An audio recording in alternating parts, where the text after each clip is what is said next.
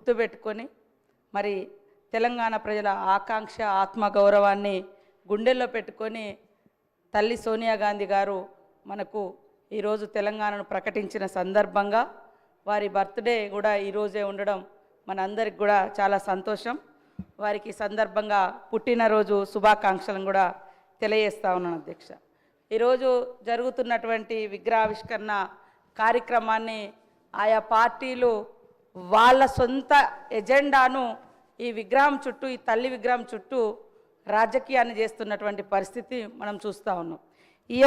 ఈనాడు పెడుతున్నటువంటి తల్లి తెలంగాణ విగ్రహంలో మరి తెలంగాణ ప్రజల అస్తిత్వము, ఆత్మగౌరవం, పోరాటము, శ్రమైక్య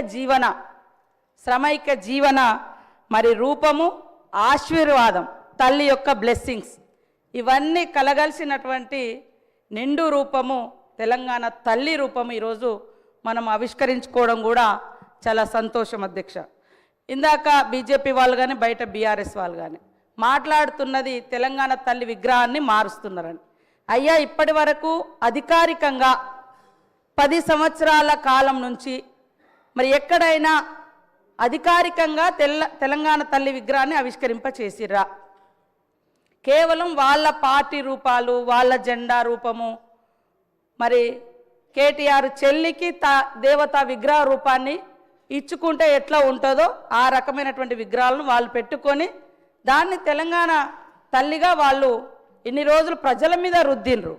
కానీ ఈరోజు మనము పెట్టుకునేది సాటి తల్లులు, చెల్లెలు, అమ్మలు ఎట్లా ఉంటారో, తెలంగాణ బిడ్డల యొక్క అస్తిత్వం ఎట్లా ఉంటుంది అనే రూపాన్ని మనం ఈరోజు ఇచ్చుకోవడం జరుగుతూ ఉంది. 10 సంవత్సరాలైనా కూడా వాళ్లకు కనీసం ఒక తల్లి విగ్రహాన్ని ఏర్పాటు చేసుకుందాం అనేటువంటి ఆలోచన రాలేదు. కనీసం మరి నిండు గుండెల నిండా పాడుకునేటువంటి జయ జయ తెలంగాణను ఒక రాష్ట్రీయ గీతంగా ఏర్పాటు చేసుకుందాం అనేటువంటి ఆలోచన వాళ్ళకు రాలేదు. ఈరోజు అవి మనం చేస్తూ ఉంటే మాత్రం అడ్డుకుంటా ఉన్నారు. మనం విన్నట్టుగా గుండెల మీద, నెత్తి గుండుల మీద కూడా మా సోదరులు కానీ సోదరిమణులు కానీ అంటే రకరకాలుగా టీజీ అని పెట్టుకుంటే మాత్రం వాళ్ళ పార్టీకి వచ్చే విధంగా బీఆర్ఎస్ పార్టీ వాళ్ళు టీఎస్గా మార్చుకున్నారు. మరి తెలంగాణ ఉద్యమంలో టీజీ అని పెట్టుకున్నది వాళ్ళ అధికారానికి రాగానే వెంటనే టీఎస్గా మార్చుకున్నప్పుడు మా సోదరులు ఎవరు కూడా మరి వాళ్ళే అధికారంలో ఉన్నారు, కేంద్రంలో ఇక్కడ కూడా ఉన్నారు బీజేపీ వాళ్ళు, కనీసం మాట్లాడలేకపోయారు. ఈరోజు ప్రజల ఆకాంక్షను ఆవిష్కరింపజేసే విధంగా జరుగుతున్న దాన్ని మాత్రము రాజకీయం చేస్తున్నారు. ముఖ్యంగా మేము తెలంగాణ కోసమే పుట్టినాం, తెలంగాణ కోసమే చేస్తామని చెప్పినటువంటి ఈనాటి బీఆర్ఎస్ పార్టీ తెలంగాణ పేరుతోటి అధికారంలోకి వచ్చిన తర్వాత ఇక ఈ రాష్ట్రంలో మాకు ఎదురేం లేదు, ఇక మేము దేశమంతా వ్యాపిస్తాం కాబట్టి భారత రాష్ట్ర సమితి అని కూడా తెలంగాణ అనేటువంటి పదాన్ని కూడా వాళ్ళు తొలగించారు. వాళ్ళు ఇవాళ మళ్ళీ తెలంగాణకు వ్యతిరేకం, తెలంగాణ అస్తిత్వానికి వ్యతిరేకం. అయ్యా, వేరే వాళ్ళు పాట రాస్తే మీరు రాష్ట్రీయ గీతంగా మనసు ఒప్పలేదు పెట్టడానికి. కనీసం ఒక్కరోజు కూడా స్కూళ్ళల్లో, బళ్ళల్లో, గుళ్ళల్లో ఎక్కడ కూడా ఆ యొక్క గీతాన్ని మీరు వినడానికి కూడా ఇష్టపడలేదు. ఈరోజు మా అందరికి గర్వంగా కూడా ఉంది. ఎక్కడ వెళ్ళినా కూడా ఫస్ట్ జయ జయ తెలంగాణ అని ఒక దళిత బిడ్డ రాసినటువంటి పాటను మేమందరం కూడా వింటుంటే నిజంగా మనసు పులకరిస్తూ ఉంది. అదేవిధంగా ఇక్కడ చూస్తున్నటువంటి ప్రతిరూపం తల్లి విగ్రహాన్ని కూడా చూస్తుంటే మమ్మల్ని మేము చూసుకున్నట్టుగా, మా అక్క చెల్లెలను చూసుకున్నట్టుగా, మా తల్లులను చూసినట్టుగా మాకు అనిపిస్తూ ఉంది. దాంట్లో ఎలాంటి రాజకీయం లేదు. కాకపోతే ఏంటంటే వాళ్ళకు బీఆర్ఎస్ వాళ్ళకు వాళ్ళ ఇంట్లో ఉండేటువంటి రూపం, నేను ఎప్పుడో 2-3 ఏళ్ల కింద నుంచే మాట్లాడుతున్నా, ఆ విగ్రహ రూపం చూడండి. ఎవరైనా శ్రమైక జీవనం ఉందా? మీరు తెలంగాణ తల్లి విగ్రహం పెట్టండి, కానీ దేవత రూపం ఇచ్చి ఇవాళ కొంతమంది ధనము ధాన్యంతో ఉండొచ్చు, కానీ తెలంగాణ సమాజం అట్లా లేదు. ఇందాక మా సోదరుడు వీరేశం గారు అన్నట్టుగా తెలంగాణ బిడ్డలు మట్టి బిడ్డలే కానీ ఎట్టి బిడ్డలు కాదు, గట్టి బిడ్డలు. ఆ గట్టితనాన్ని, ఆ శ్రామిక తత్వాన్ని, పంటను, అదేవిధంగా కష్టాన్ని కూడా అందులో చూపించినటువంటి మరి ప్రతిరూపంగా మనం చూస్తూ ఉన్నాం. అదేవిధంగా మరి ఇందాక మా సోదరులు కూడా నా పేరు చెప్పడం జరిగింది. నేను ఇచ్చేది అధికారికంగా జిల్లా కలెక్టర్లకు ఎన్ఆర్జీఎస్ వాళ్ళకి ఇస్తున్నాం, లేదా ఏమైనా గతంలో ఎక్కువ ఇచ్చిన కాడ కొద్దిగా తక్కువ ఇచ్చి ఇస్తున్నాం, ఎందుకంటే ఆల్రెడీ ఎక్కువ డబ్బులు వాళ్ళకు పోయిన కాడ కాన్స్టిట్యున్సీకే ఇస్తున్నాం కానీ వేరే రూపంలో లేదు. అదేవిధంగా ఇందాక మా వాళ్ళు మాట్లాడుతున్నారు మా బీజేపీ సోదరులు, మరి సోనియా గాంధీ గారిని మోడీ గారు తెలంగాణ ఎట్లా ఇచ్చినావు, తల్లిని చంపి నువ్వు బిడ్డనిచ్చినావు అని నిండు సభలో అవమానించిరు. ఆ రోజు కనీసం ఎవరు మీరు అది కాదు అని తెలంగాణ నుంచి మరి బీజేపీ నాయకులు కానీ బీఆర్ఎస్ నాయకులు కానీ దానికి ఆ యొక్క విధానాలకు వ్యతిరేకంగా మాట్లాడలేకపోయారు. కాబట్టి మేము ఎక్కడున్నా మేము పోరాటంలోనే ఉన్నాము.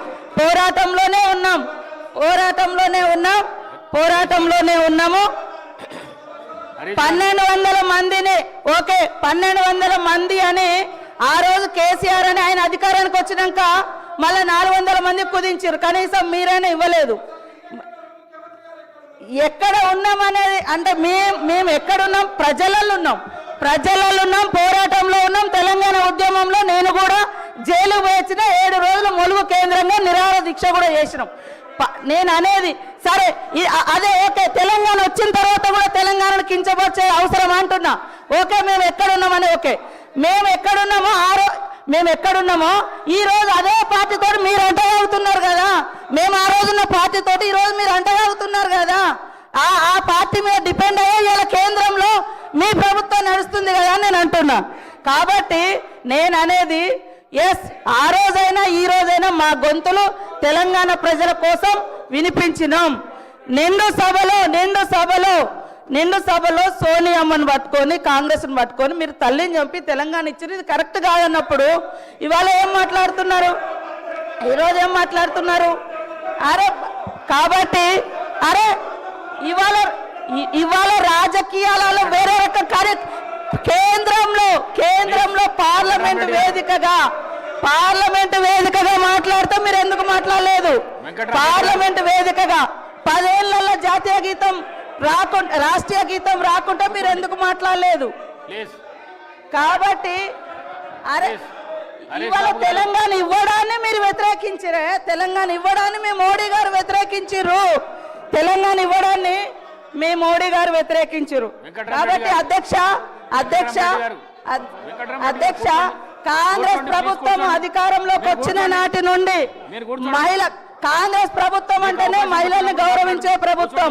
ఇందిరాగాంధీ గారి కాడ నుంచి ఈ రోజు మహిళలకు ఇచ్చేటువంటి సంక్షేమ పథకాలన్నీ కూడా మహిళలను ఏ సమాజం అయితే మహిళ అభివృద్ధి జరుగుతుందో ఆ సమాజం అభివృద్ధి చెందినట్టుగా ఏదైతే మనం కొనబద్ధంగా తీసుకుంటామో ఆ విషయాన్ని మరి డాక్టర్ బిఆర్ అంబేద్కర్ గారు చెప్పిన పద్ధతిలో ఈనాటి గవర్నమెంట్ కూడా మహిళల యొక్క సంక్షేమం కోసం మొదటి నుంచి లాస్ట్ ఇయర్ ఇదే డిసెంబర్ 9th రోజు ఇదే అసెంబ్లీ వేదికగా ఇదే అసెంబ్లీ పక్కన మరి ఉచితంగా బస్సు ప్రయాణాన్ని కూడా మనం మహిళలకు ప్రారంభించిన రోజు అధ్యక్ష. ఈ రోజు వరకు 4,000 కోట్ల రూపాయలను ఉచిత బస్సు ప్రయాణానికి మనం ఖర్చు పెట్టడం జరిగింది. ఈ సందర్భంగా 118 కోట్ల మహిళా ప్రయాణాలు జరిగింది. నష్టాలలో ఉన్నటువంటి బస్సును ఆర్టీసీని ఈరోజు లాభాల్లోకి తీసుకొచ్చే ప్రయత్నం చేస్తూ ఉన్నాం. అదేవిధంగా గతంలో కాంగ్రెస్ ఉన్నప్పుడు దేశంలో 450-500 గ్యాస్ ఉంటే బీజేపీ వచ్చిన తర్వాత 1200 పెంచింది. ఇప్పుడు మా సోనియమ్మ గారి యొక్క ఆదేశానుసారం సీఎం రేవంత్ రెడ్డి గారు మా క్యాబినెట్ అంతా కూర్చొని మరి ఏదైతే వాగ్దానం చేసినామో 500కే మేము గ్యాస్ ఇస్తా ఉన్నాం. పేదింటి బిడ్డలకు కూడా గుడిసెలో వెలుగు నింపాలని ఉచితంగా 200 యూనిట్ల కరెంటు కూడా ఇస్తా ఉన్నాం.